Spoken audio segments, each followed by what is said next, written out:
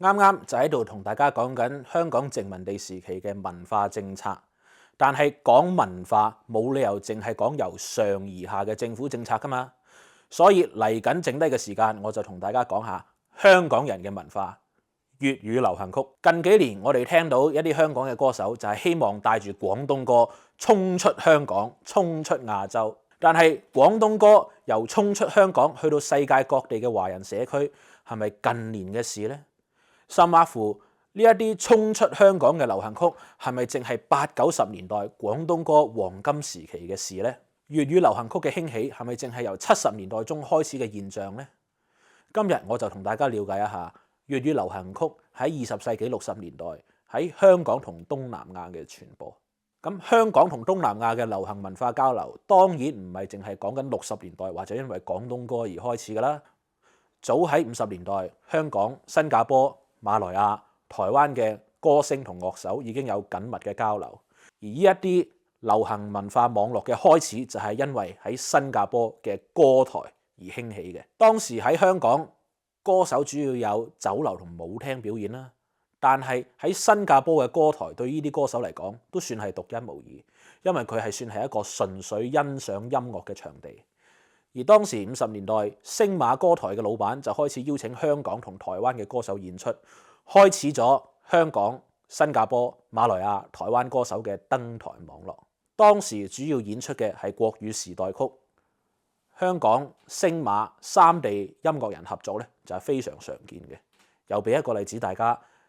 一個喺呢3個地方走來走去演出錄唱片嘅就係演唱《情人的眼淚》而出名嘅潘秀瓊。佢出生於東南亞，後來開始喺新加坡登台演出。佢50年代簽約百代唱片，雖然佢當時主要係喺新加坡演出，但係唱片公司都恆常安排佢去香港灌錄唱片。60年代後期，佢將事業嘅重心移去香港，但係不時都係翻到去星馬登台。潘秀瓊三地來往錄音同埋演唱，就係三地流行音樂網絡嘅其中一個代表例子。咁國語時代曲喺50、60年代嘅香港同東南亞大行其道，但係呢個並不代表其他方言嘅歌曲冇市場。唔少嚟自香港嘅粵語流行曲就喺60年代通過電影進入星馬華人社會。其實早至50年代，有一啲由香港製作嘅粵語電影歌曲，有唔少都已經進軍東南亞嘅華人市場。著名啲嘅或許就係有一水隔天涯，而去到60年代當中嘅表表者就係我哋香港嘅寶珠姐陳寶珠。粵語片喺60年代後期熱潮減退，電影公司、唱片商甚至乎演員就因為商業考慮，將重心移往電影歌曲。三地嘅粵語流行文化冇因為粵語片唔受歡迎而退場。當年新加坡嘅南洋商報亦都提到，寶珠姐喺粵語流行曲嘅唱片係喺新加坡非常之受歡迎，亦都為佢進帳不少。另一個例子就係1968年由陳寶珠主唱、黃霑包辦曲詞嘅一首《不褪色的玫瑰》。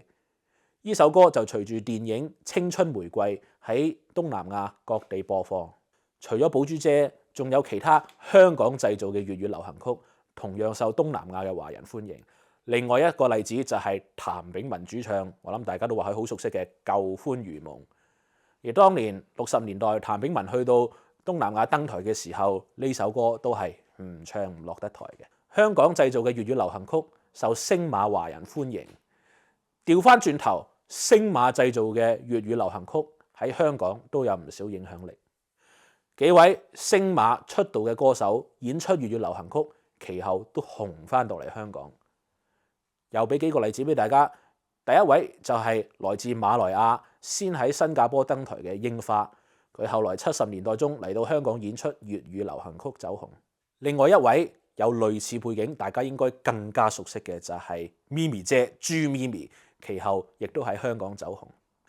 另外一個代表例子就係鄭錦昌，